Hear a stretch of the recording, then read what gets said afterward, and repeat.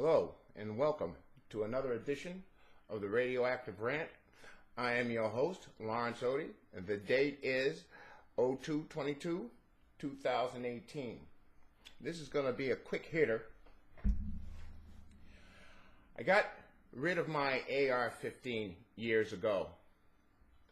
I came to buy one as I thought it would be great for protection. And boy, what a fun weapon to fire. I mean, I can't really describe it, the action on the AR-15, the ease of handling and the noise it makes. And I got kind of carried away with it. I used to carry it around with me in the front seat of my car, and that kind of thing. I was ready for action.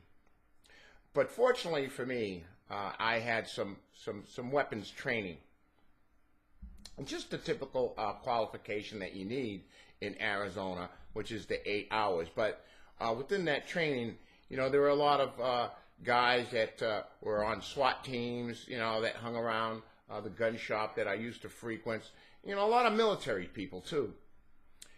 And so after firing this weapon for a few times, more than a few times, I don't know, 1,000 rounds, 2,000 rounds, I don't know what I got out of it.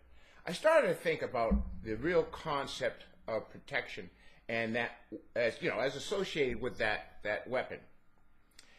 And so I put myself in an actual scenario where I would be called to use that, or I would use that weapon. So 23 feet down this way is my front door. And I said, so you're going to protect your house and an invader intrudes, okay? Now, the invader knows that you have a long gun, okay? You have a dog, and the invader heads out the door. But before he heads out the door, he had closed half the distance of the 23 feet. So at that point in time, I've got to take him out. Here's the problem, okay? The rate of which the bullet leaves the AR-15 is 2,181.818 miles per hour. And I thought about that. And I said, well, wait a minute. Well, this is this thing called collateral damage. And I just got to talk on that for a minute. So I'll get back to the rate of the speed. In gun class, you're taught, at least I was taught, that I may be the good guy with the gun, okay, attempting to stop the bad guy with the gun.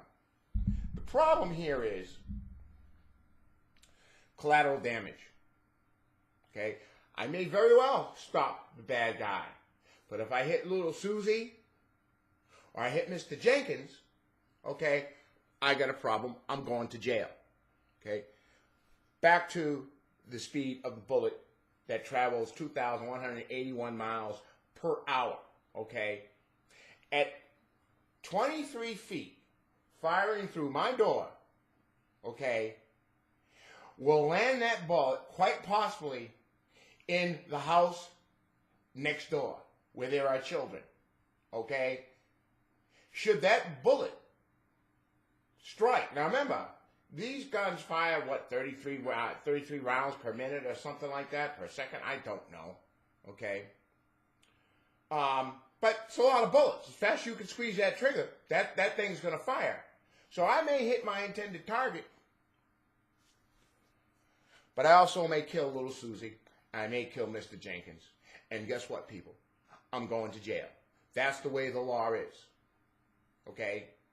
So, at that point, having put myself in that situation, I realized that this is not a weapon for home protection.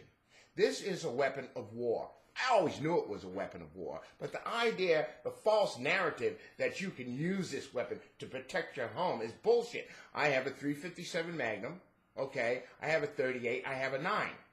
That's all I need. Or, a shotgun. I don't have a shotgun. A pump shotgun. That's all and before that, I have a dog. Therefore, I get rid of my AR-15. People, no one needs an AR-15. That's all there is to it. They're guns of war, and everybody should get rid of them. You don't need them. And this idea that we're going to use it for hunting, like this sheriff in Wisconsin talking about hunting, that's got nothing to do with it. You don't need a high-powered semi-automatic rifle to hunt deer. What's the point? You want to hunt deer? Get a bow and arrow, okay? Be a person with some integrity and some skill. There's nothing to firing a weapon that shoots 33 rounds per minute or per second or whatever it is. Look it up, I don't care, to hunt deer. So that's a false narrative, okay? People, get rid of your AR-15s. They're not meant for home use. They're not meant for hunting. They're meant for war. It's a gun of war.